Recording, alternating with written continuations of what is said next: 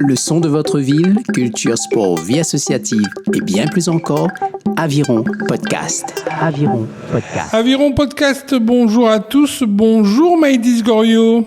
Bonjour. Merci de nous accorder cet entretien réalisé depuis la métropole, depuis Paris. Maïdis Goriot, pouvez-vous vous présenter de façon succincte et donner votre âge ? Bonjour, je m'appelle Maïdis Goriot, j'ai 17 ans, je suis en première et je viens de faire vice-champion d'Europe en saut en longueur. Je fais de l'athlétisme et là je me prépare pour partir au championnat du monde dans la catégorie supérieure, dans la catégorie U20 qui se déroule aux États-Unis en début août. Avant de parler saut en longueur et athlétisme, quels sont vos premiers souvenirs de vous petit en faisant du sport ? J'ai d'abord commencé par le handball. J'ai fait du handball à étang salé pendant, les 5 ans. Puis après, j'ai fait du basket en parallèle aux avirons.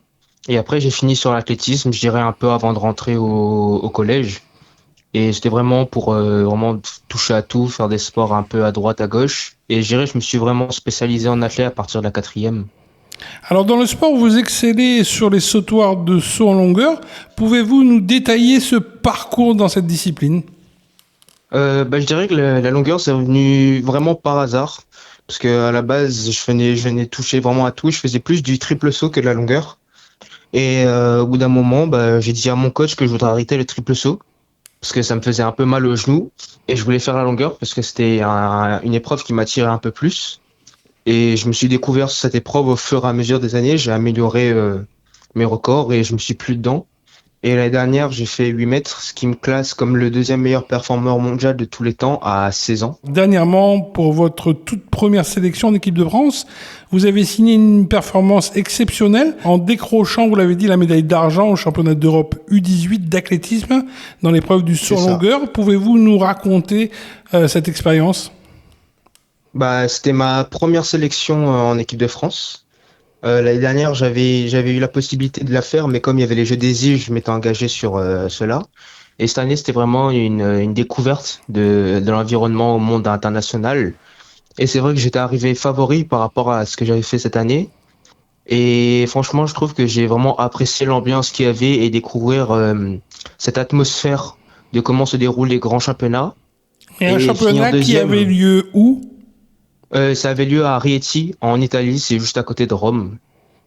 Et découvrir l'univers des grands championnats et franchement finir deuxième, c'est vraiment un truc auquel je m'attendais. Je visais le podium, mais je savais pas de quelle couleur serait la médaille. Et franchement, je suis vraiment très content d'avoir pu réussir à arriver à ce titre-là. Votre saut dans cette compétition a été mesuré à 7,71 m. Réalisé lors de votre 3e essai, c'est bien ça, et une telle performance au dernier essai qui démontre que vous ne renoncez jamais. C'est ça, tout à fait. En fait, j'étais en tête pendant toute la durée du concours, et au dernier essai, il y a un Finlandais qui réalise 7,79 m, et du coup, il prend la tête du concours, et j'ai essayé de sauter, mais je suis arrivé un peu moins lent que lui. Mais je suis déjà très content d'avoir pu participer à cette édition et de finir deuxième. Parlons de votre actualité sportive. Vous allez prendre l'avion d'ici quelques heures pour vous rendre aux États-Unis pour les championnats du monde junior. Dans quel état d'esprit êtes-vous ? Je dirais que je suis plutôt décontracté. Comme je sais que je suis pas le favori, je suis plutôt là pour tenter de passer en finale. Et après, une fois en finale, je dirais que je vais donner le meilleur de moi-même. Et comme je sais que c'est la catégorie maintenant qui touche vraiment au monde et qu'il y a les meilleurs des meilleurs, ça va être une nouvelle fois une expérience. Et je vais voir comment je me comporte dans ces grands championnats. Maïdis Goriot, pourquoi avoir choisi le saut en longueur pour pratiquer le sport à haut niveau et quelles sont les qualités intrinsèques à posséder pour être un bon sauteur en longueur ? Je dirais qu'il faut déjà de la patience, de l'attente et de la persévérance pour arriver à être toujours plus loin, ne pas se démoraliser même s'il y a des événements qui se passent. Et c'est vraiment tout ce qui est sur la préparation mentale et l'aspect technique. Si vous arrivez bien à regrouper ces deux éléments, je pense que c'est ce qui peut faire la réussite. Vous l'avez dit, dans votre discipline, le mental est tout aussi important que d'avoir des qualités physiques.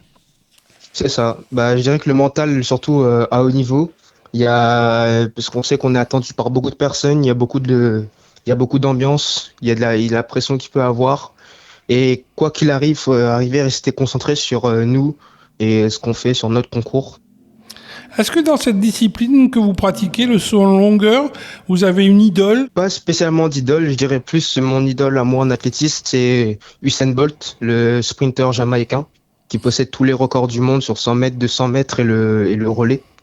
Donc je dirais que c'est plus lui, mais en longueur, j'en ai pas vraiment Comment d'idole. voyez-vous la suite de votre carrière, une carrière à la Usain Bolt? Bah, je dirais que je vise les Jeux Olympiques de Brisbane en 2032 en Australie. Et c'est mon objectif d'y participer, au moins pouvoir avoir la chance de participer une fois à un Jeux Olympiques. Et sinon, après, il y a les Jeux Olympiques de 2028, mais c'est vrai que je suis encore un peu jeune. Après, tout peut se passer, mais c'est vrai que mon objectif premier, c'est pas ces Jeux Olympiques. Qu'est-ce que vous apporte le sport et notamment la compétition? Bah, je dirais que c'est de la rigueur, de la discipline et de la détermination, quelle que soit dans les études ou dans la vie quotidienne. Quand on réussit comme vous le faites dans le sport, il faut une famille soudée autour de vous qui vous accompagne dans votre progression au quotidien. Tout ça, c'est primordial, non? Oui, je dirais que c'est primordial d'avoir quand même un minimum de soutien autour, de savoir qu'on n'est pas tout seul quoi qu'il arrive, même les hauts et les bas, et que ce soit dans la vie sportive ou personnelle, je pense que c'est toujours un plus. Au niveau scolaire, quel cursus suivez-vous actuellement? Bah, pour l'instant, je suis en première et je fais des maths physiques et je suis des études pour devenir pilote. Et on s'est renseigné un petit peu en off, en dehors des pistes d'athlétisme, vous avez une autre passion, celle de l'aviation. Pouvez-vous nous en dire plus à ce sujet? Bah, je dirais que c'est un projet pour plus tard et le futur que j'aimerais bien devenir pilote. Mais pour l'instant, c'est vrai que je dirais que je suis plus axé sur le sport. Vous volez sur les sautoirs et vous voulez voler dans le ciel, c'est ça? C'est ça, tout à fait. Autre sujet, comment voyez-vous l'évolution de la ville des Avirons depuis ces dernières années? Bah, je trouve qu'elle évolue très bien et que je pense que elle peut soutenir les sportifs de quel que soit leur niveau et je les remercie. Vous remerciez donc la ville. Qu'est-ce que vous diriez à un jeune sportif qui voudrait suivre vos pas sur les sautoirs des pistes d'athlétisme du monde entier? Bah, je dirais que ça soit en longueur ou même dans les autres sports, bah, que quoi qu'il arrive, toujours continuer, persévérer, parce que c'est par le travail et l'acharnement que les résultats arrivent. Qu'est-ce que ça représente pour vous que la ville des Avirons investit dans le sport, notamment avec l'attribution d'une bourse? Bah, je dirais que c'est toujours un plus, parce que notamment tous les déplacements se font hors département. Et comme je pense que tous les Réunionnais le savent, les billets d'avion sont extrêmement chers.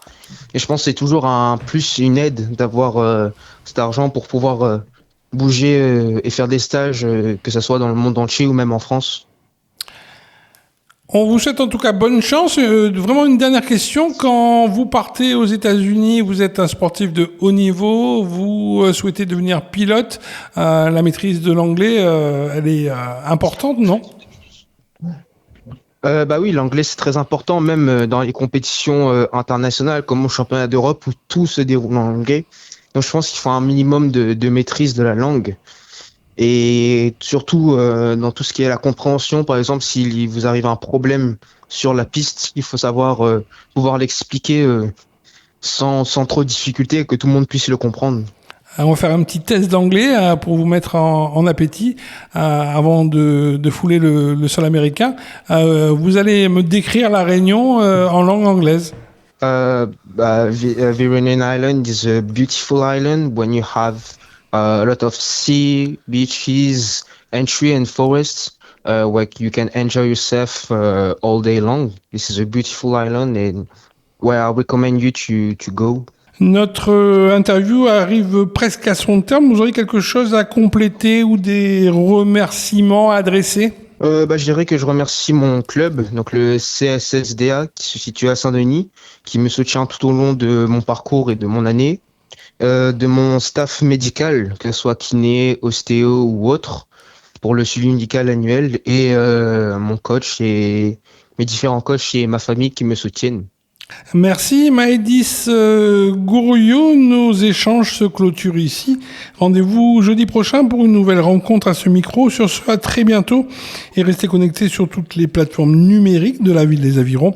Quand une ville s'écoute au travers d'un podcast qui met à l'honneur un sportif avironné de haut niveau, ce sont tous les habitants de la commune des Avirons, passionnés de sport, qui tendent l'oreille pour en savoir plus.